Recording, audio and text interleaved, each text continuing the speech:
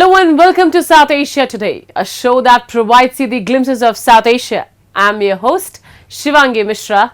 Let's begin with the headlines first. India's seafood industry rides the wave of global demand. Residents in Nepal struggle under dust and delays as Chinese loan-funded highway project stalls. And residents of Gilgit-Baltistan protest water crisis amidst growing deprivation and neglect. Let's begin the show. India is a maritime nation with a rich history intertwined with the sea.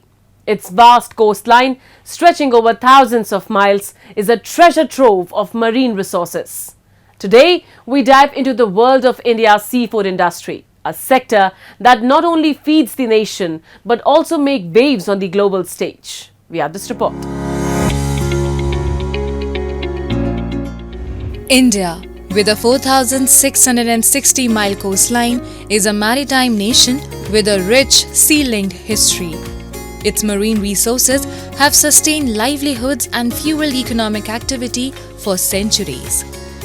Recently, the Indian seafood industry has gained global prominence with its extensive coastline from the Bay of Bengal to the Arabian Sea, offering diverse marine resources and a growing network of processing plants. In 2023, India's seafood exports reached an impressive $7.7 billion, with about 25% coming from wild ocean catches.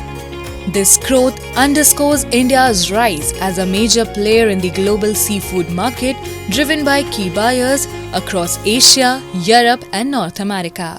A key hub of India's seafood industry is the Visakhapatnam fishing harbour, which generates an estimated $1.1 million in seafood market value daily.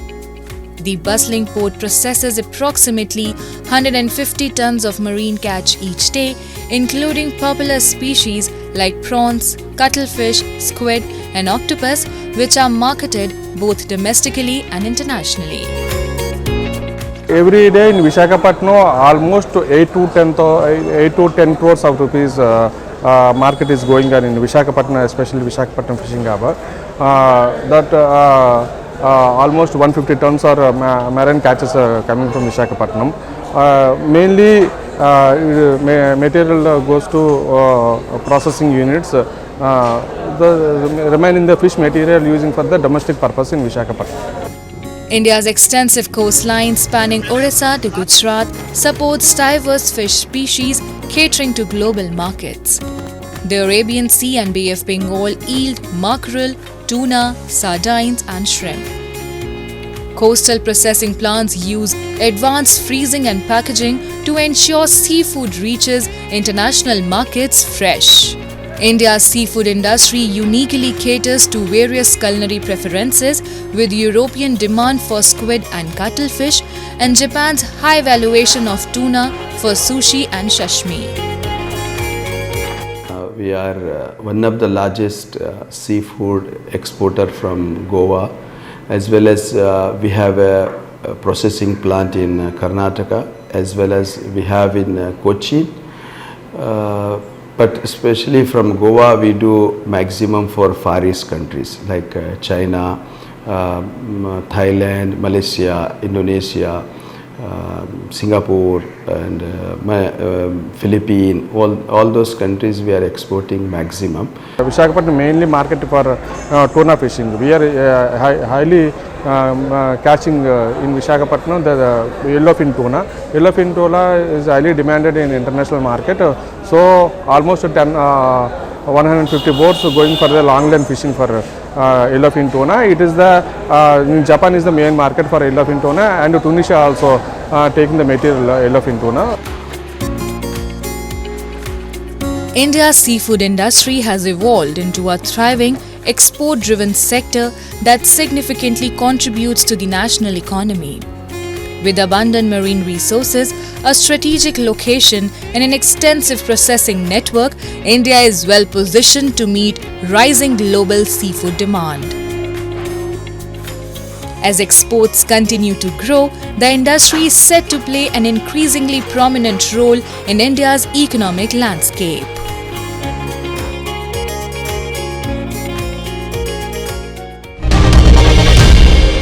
The Narayanghat Butwal Road expansion project in Nepal, a vital stretch of the east-west highway, continues to face delays, leaving thousands of commuters and residents in perilous conditions. Contracted to a Chinese firm in 2019, progress on the 115-kilometer project has stalled at just 52% completion, with no resumption since the last monsoon season. A report.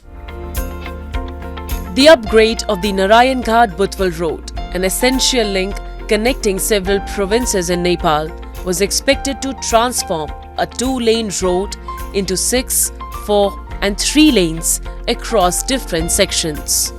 But nearly 6 years into the project, residents and commuters are bearing the brunt of stalled construction.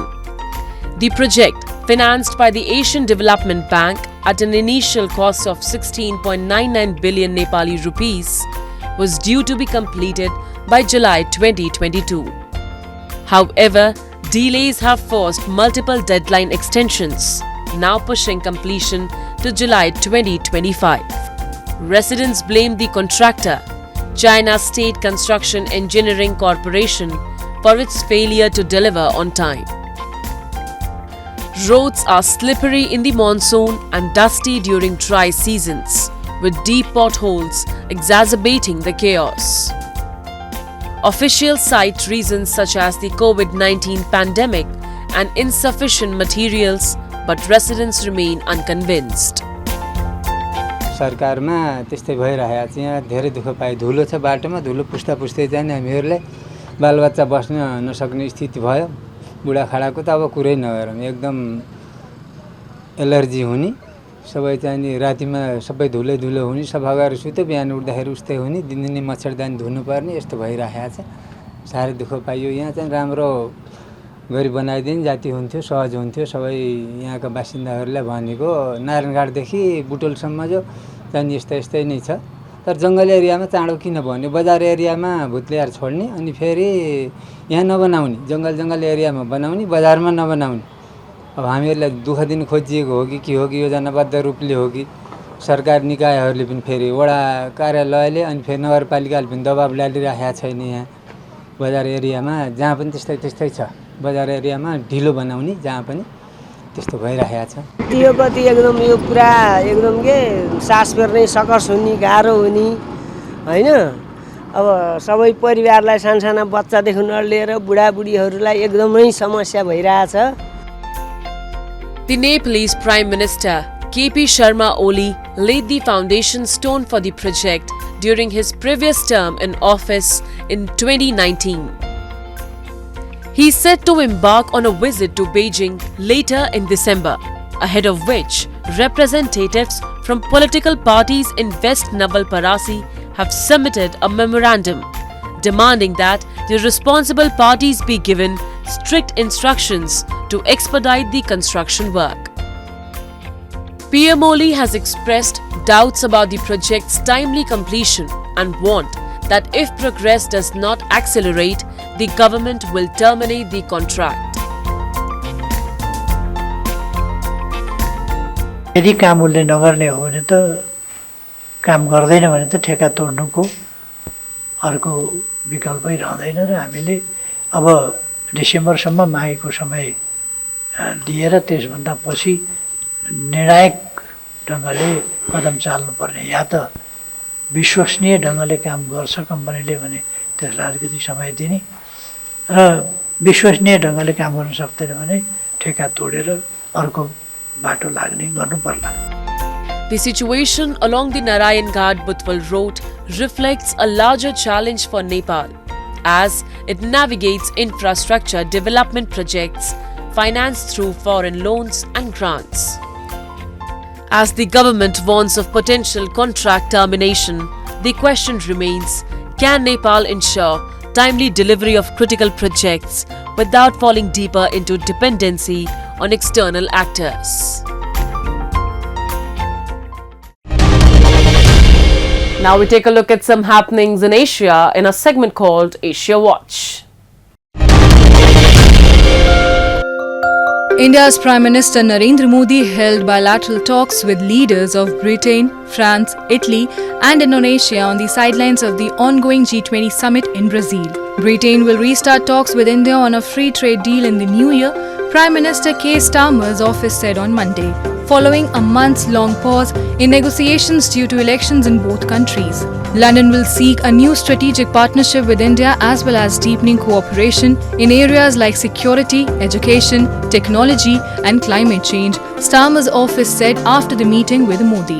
French President Emmanuel Macron hailed the rich and multifaceted partnership between India and France in a post on social media platform X. Modi also held separate meetings with Italian Prime Minister Giorgia Meloni and Indonesian President Prabowo Subianto.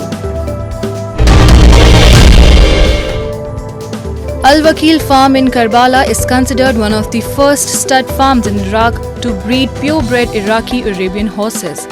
Established in 2017, the farm aimed to reinvigorate the breeding of pure Iraq Arabian horses following the war in the 90s that resulted in lack of funds for breeders as well as fodder.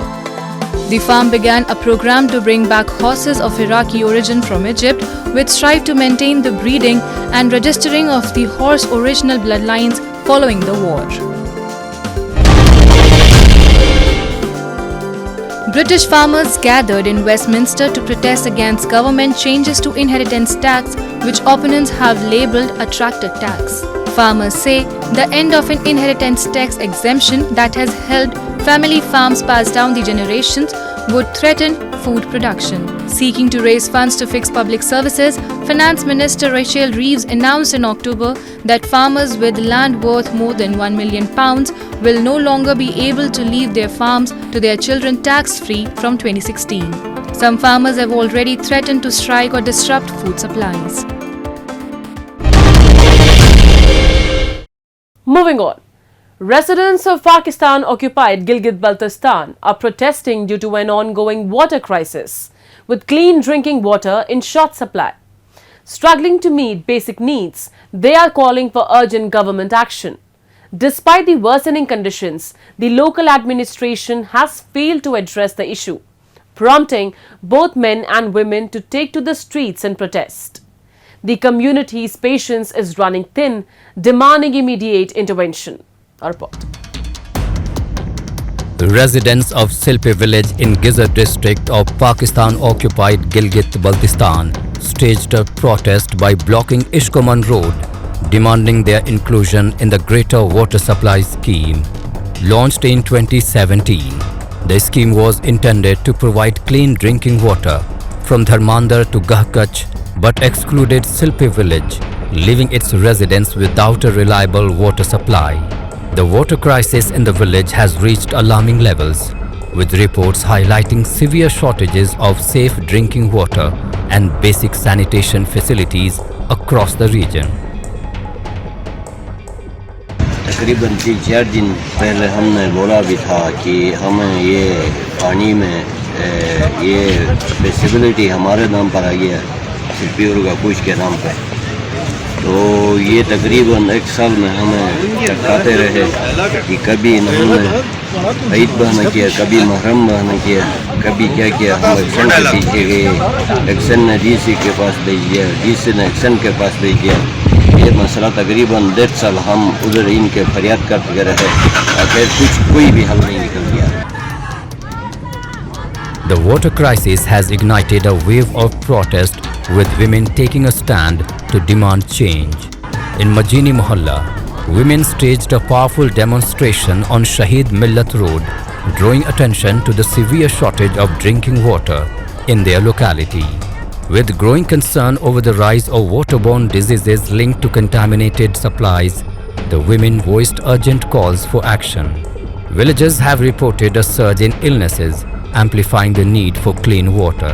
The prolonged delay in addressing this issue has led women to demand immediate intervention from local authorities, urging them to act swiftly to safeguard the health and well-being of the community. ये पानी already दरमदर का मलकियत है।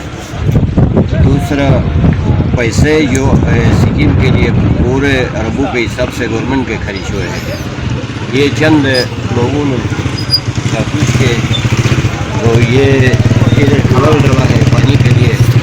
तो जब तक ये मसला हल नहीं होगा पानी का, या हमें कोई डेडलाइन दे दे कि इस दिन आपको दे देंगे, या कोई पानी हमारे साथ करे एतमादी, तब इसके बगैर हम ये रोड नहीं छोड़ते। ये बताना चाहिए। The entire region of Pakistan-occupied Gilgit-Baltistan is enduring systematic neglect by Islamabad, with little to no development and the basic needs of its people continuously unmet. Beyond the water crisis, the region suffers from a lack of proper roads, electricity, and access to education and health care. This ongoing deprivation forces the people of Gilgit-Baltistan to endure a life of hardship, with no end in sight to their struggles. The residents' hopes for a better future remain unfulfilled as the government continues to ignore their most fundamental rights. Yokohama city came alive with Live Yokohama, a 4-day musical extravaganza featuring a local jazz band of young and senior musicians. Amidst the melodies, the city also launched Tech Hub Yokohama, a dynamic space for global startups. This new initiative aims to foster innovation, making Yokohama an even more vibrant and comfortable place to live, and was celebrated by future business leaders. Have a look. This autumn, Yokohama city resonated with music during the 4-day event Live Yokohama. The city continues its efforts to become an even more vibrant and comfortable place to live. A standout feature of the event was a jazz band formed by local residents, bringing together both young and senior musicians. They delighted audiences with jazz renditions of popular anime songs. Yokohama boasts a rich connection to jazz. In 1925, the city hosted its first jazz performance, and by 1933, a dedicated jazz cafe had opened its doors. Today, with more than 40 venues, including live houses showcasing jazz performances, Yokohama is recognized as one of the world's premier cities for jazz music. ライブ横浜なんですが、今年初めて立ち上げたイベントになります。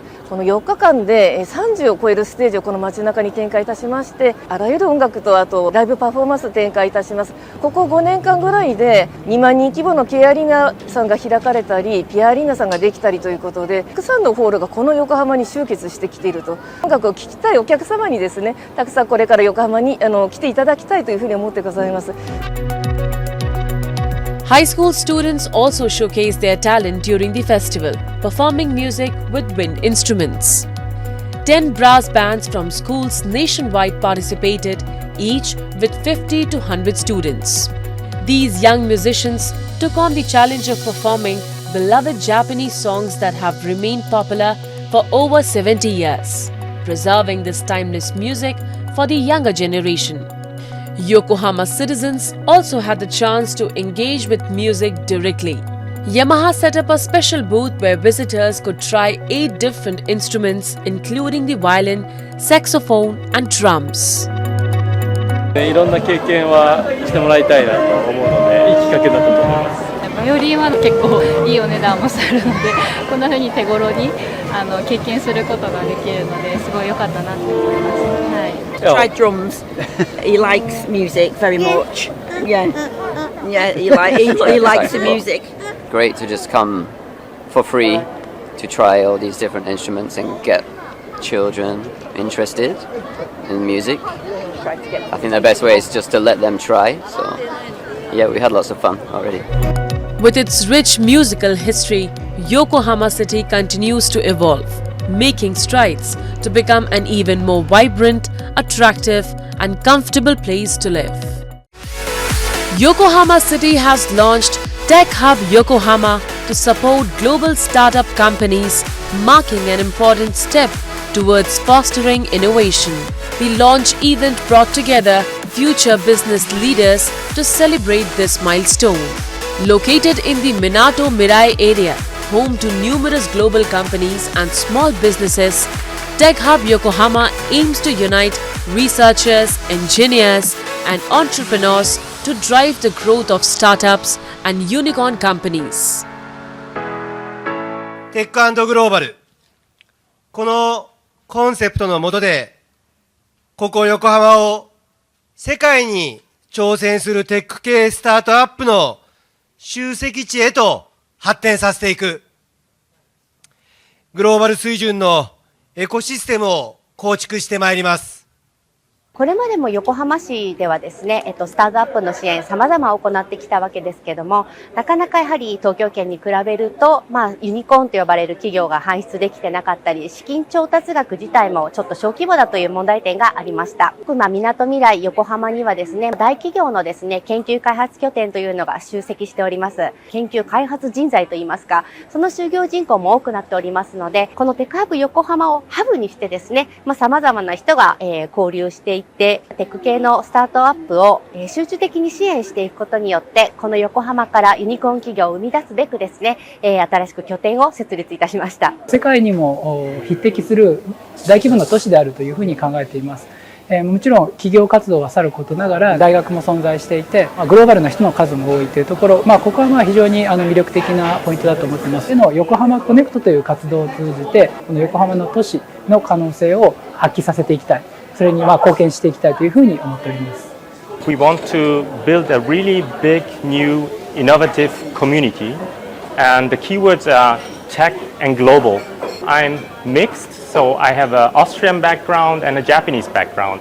So I see myself as the bridge builder. So I really want to connect Yokohama with the global world.